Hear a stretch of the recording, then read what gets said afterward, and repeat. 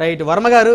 So ఇప్పుడు YCP నాయకులు చేసిన అనేక ఆరోపణలకి టీడీపీ నుంచి మీరు కొన్ని సమాధానం చెప్పాల్సిన పరిస్థితి ఉంది. 2019లో తెర వెనక తెలుగుదేశం జనసేన కలిసి పోటీ చేశాయా? అంటే తెర ముందేమో అభ్యర్థుల్ని ప్రకటించుకొని తెర వెనక లోపాయక ఆరోపణ జరిగింది సార్. అది ఏంటంటే ఓరలేక మాట్లాడడం తప్పితే అటువంటి ఒప్పందం అక్కడ రాజకీయాల్లో సక్సెస్ అవ్వదు, అటువంటిది జరగలేదు. ఏదైనా ఉంటే ఓపెన్గా ఈ ట్రిప్ ఎలా ఉందో ఆ ట్రిప్ ఇప్పుడు చేశాం కదా, ఓపెన్గా చేసాం. ఆయన రాష్ట్ర ప్రయోజనాల గురించి కొన్ని ఆయన తగ్గించుకున్నారు. ఆయనకి గౌరవప్రదం అంటే గౌరవంగానే అయింది, కానీ కొన్ని తగ్గించుకున్నారు. అలయన్స్లో వచ్చేసరికి పట్టు విడిపు ఉంటేనే అలయన్స్ ముందుకెళ్తుంది. అలయన్స్ అందరూ కలిసిపోయిన గోలాడ్డం ఎందుకు? ఇప్పుడు ఒక దుర్మార్గమైన పరిపాలన ఉన్నప్పుడు, ఒక రాక్షసుడిని చంపడానికి పూర్వం ఎలా ఉండేది? దేవతలందరూ ఏకమయ్యేవారు.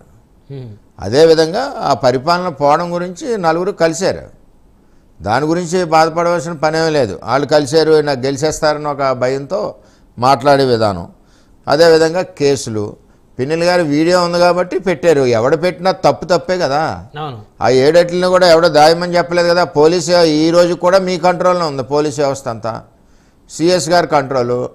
సిఎస్ గారు ఉన్నారంటే ఆయన ఒక వర్గానికే, స్టేట్కి చీఫ్ సెక్రటరీ ఒక వర్గానికి ఆయన అంటకట్టకూడదు అని అంటా ఉన్నారు. ఆయన అంటగట్టకూడదంటే కళ్ళెదుటి కనపడతా ఉంది కదా. అంటగట్టకూడదంటే కళ్ళెదుటి అన్నీ కనపడతా ఉన్నాయి. లేకపోతే చర్యలు ఇంది తీసుకోవట్లేదు ఎక్కడికక్కడ. పోలీస్ వాళ్ళ కంట్రోల్లో ఉంది, సిఎస్ వాళ్ళ కంట్రోల్లో ఉన్నారు. ఇవన్నీ ప్రజలకు చెప్పినా ఎవరు నమ్మే పరిస్థితిలో ఉండరు. ఇవాళ ఓడిపోవడానికి కూడా ముఖ్య కారణం నేను ఒకటి చెప్తాను. అమ్మ ఒడి. మనం కూడా, మీరు అన్నదమ్ములు ఎంతమంది ఎమ్మెల్యేరు? మీరు ఇద్దరా? ఒకరా? పోనీ ఇద్దరు అనుకుందాం కదా. చెప్పు, అమ్మ వాళ్ళు ఇద్దరు ఆడుకుంటారు కదా చిన్నప్పుడు. అమ్మఒడి అందరికీ సమానం కదా. ఇప్పుడు జగన్మోహన్ రెడ్డి గారు ఏమి వచ్చారు? అమ్మఒడి అన్నది ఒక్క పిల్లవాడికే. అంటే ఇప్పుడు మన ఎమ్మెల్యే గారికి ఒకరికే, ఒక్కవాడే ఆడుకోవాలి అమ్మఒడిలో, వాడే చదువుకోవాలి. రెండోవాడు ఇంట్లో పని చేయాలి, పొలంలో పని చేయాలి. అలా కాదు చెప్తాను, నేను చెప్పానండి సార్. పొలంలో పనిచేయాలి. ఈవేళ ఆ రెండో పిల్లవాడు ఏం చేస్తున్నాడు? అమ్మని తండ్రిని టార్గెట్ పెడుతున్నాడు కడుపులో. నాన్న ఏం చదివించున్నాడు, నన్ను చదివించట్లేదని.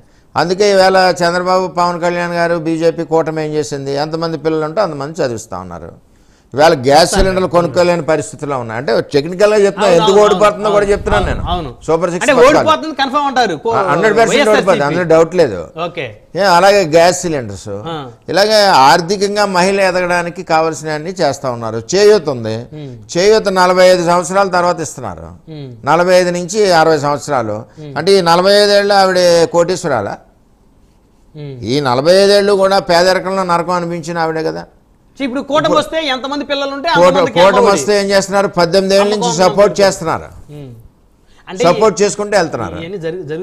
100% జరుగుతాయి. ఇప్పుడు కష్టపడి కొడుకుంటే 100 ఎకరాలు ఉన్న రైతు పిల్లలు పెళ్లి చేయలేదు, పిల్లల్ని చదివించలేడు. కౌలికి కష్టపడి కొడుకుంటే ఒక రైతు ఉంటే వాడి పిల్లల్ని చదివించాడు. నా దగ్గర చేబ్రోల్లో ఉన్నారు కాపు కమ్యూనిటీ. అతనికి 2 ఎకరాల పొలం చేస్తాడు. 2 పిల్లలు ఎంబీబీఎస్ చదువుతున్నారు, ఆడపిల్లలు 2 ఉన్నాయి. అది ఇక్కడ తెలుగుదేశం ప్రభుత్వం వస్తే కష్టపడే నాయకులు ఉన్నారు. చంద్రబాబు నాయుడు గారు అవునండి, పవన్ కళ్యాణ్ గారు అవునండి. దాంతో సంపాదన వస్తుంది, ఇండస్ట్రీస్ వస్తాయి, తేగల సత్తా ఉంది. ఇప్పుడు జగన్మోహన్ రెడ్డి గారిని చూసి పారిపోతున్నారు. ఎక్కడుందో ఒక ఇండస్ట్రీ ఉంది ఎక్కడన్నా? ఎందుకు పారిపోతున్నారు? ఎందుకంటే రకరకాల కమిట్మెంట్లు. ఒకటి కాదు కదా, అసలు కట్టిన ఇండస్ట్రీలనే బెదిరించేస్తున్నారు. వీళ్ళకి ఇవ్వాలి వీటిని.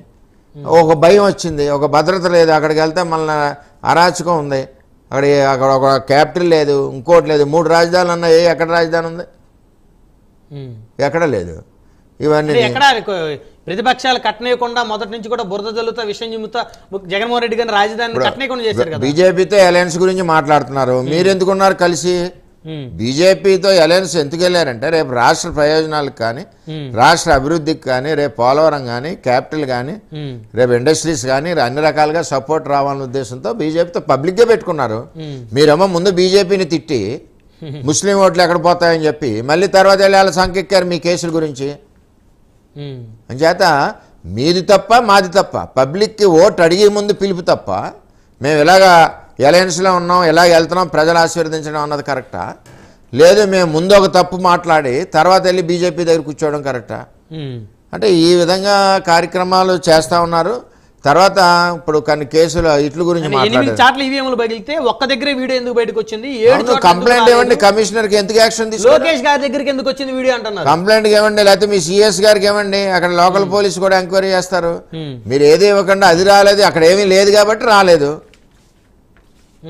అలాగే ఇప్పుడు చోట్ల ఈవీఎంలు పగిలే అంటున్నారు. చంద్రబాబు నాయుడు గారికి ఈడీ అటాచ్మెంట్లు ఏమీ లేవు కదా, మరి ఈడీ అటాచ్మెంట్ల గురించే కదా మీరు నరేంద్ర మోడీ కూడా ఉన్నారు, బీజేపీ కూడాను. ఈ రోజు కూడా బీజేపీని విమర్శించట్లేదు కదా మీరు. ఇంకోటి అన్నారు, జగన్మోహన్ దాడులు తెలుగు ప్రత్యేకంగా ఒక సామాజిక వర్గం, ఒక పార్టీలో ఒక సామాజిక వర్గమే రాష్ట్రంలో అనేక చోట్ల దాడులు చేసింది, ఓడిపోతామని భయంతో దాడులు చేసింది. ఏమండి, అన్ని కులాలు కలిపితే చంద్రబాబు నాయుడు పవన్ కళ్యాణ్ అండి, కూటమండి. మాకు క్యాస్ట్ లేదు, అన్ని కులాలు కలిపితే తెలుగుదేశం పార్టీ, జనసేన పార్టీ. మీరు ఒక వర్గానికే పనిచేస్తారు. తీసుకోండి, చీఫ్ సెక్రటరీ కాడి నుంచి, డీజీ కాడి నుంచి, ఎస్పీలు కాడి నుంచి తీసుకోండి. రెడ్లు ఎంతమంది ఉన్నారు? అందరూ రెడ్లే. మేమందరం అల్లిపోతున్నాం ఎలక్షన్లకి, అందరూ రెడ్లే. ఒకసారి లిస్ట్ వేసుకోండి. ఇదివరకు ఏమీ లేనిది మీరు మీ సాక్షితో చూపించారు. చౌదరిని వేస్తాడు చంద్రబాబు, చౌదరిని వేస్తాడు, పెద్ద ప్రాపగండ చేశారు. ఈవేళ ఎంతమంది ఉన్నారు లిస్టు చెప్పమనండి, పైనుంచి కింద వరకు. మీకు అలాగ ఆ విధమైన విధానం ఉన్నప్పుడు, ఒక ముఖ్యమంత్రి ఉన్నప్పుడు మరి చీఫ్ సెక్రటరీని ఇంకో వర్గాన్ని, బీసీ వర్గాలను, మైనార్టీ వర్గాలను పెట్టుకోవచ్చు కదా. ఆల్రెడీ ఎలిజిబిలిటీ ఉన్న పర్సన్స్ కూడా ఉన్నారు.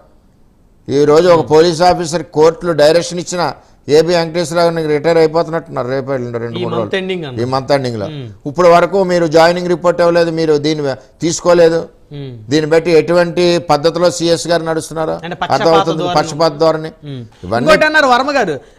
3 పార్టీలకి ఇండివిజువల్ గా పోటీ చేసే సత్తా లేకనే భయంతో, వైసీపీని చూసి భయంతో ముగ్గురు కలిసి పోటీ చేశారని. సత్తా లేకపోవడం కాదండి, ఇదివరకే మరి రాజశేఖర రెడ్డి గారు ఉన్నప్పుడు ఇలా కమ్యూనిస్టులను అన్ని పెట్టుకోలేదు. కానీ ఎవరైనా ఒక దుర్మార్గుడిని పంపాలన్నప్పుడు, ఇంకా నా లాంగ్వేజ్లో చెప్పాలంటే, ఊళ్ళో ఓ పిచ్చి కుక్క వస్తుందండి. ఊళ్ళో నేను వాళ్ళని అనట్లే, దాన్ని ఏం చేస్తాం గ్రామస్తులు అందరం, ఒకడు కాదు కదా, అందరూ వెళ్తారు. అలాగే ఇక్కడ ఏమైందంటే, ఒక దుర్మార్గ పరిపాలన ఉంది కాబట్టి అన్ని పార్టీలు మంచి గురించి అందరూ పోగవుతారు, చెడు చేసే వాళ్ళు అందరూ చెడు దగ్గర పోగవుతారు.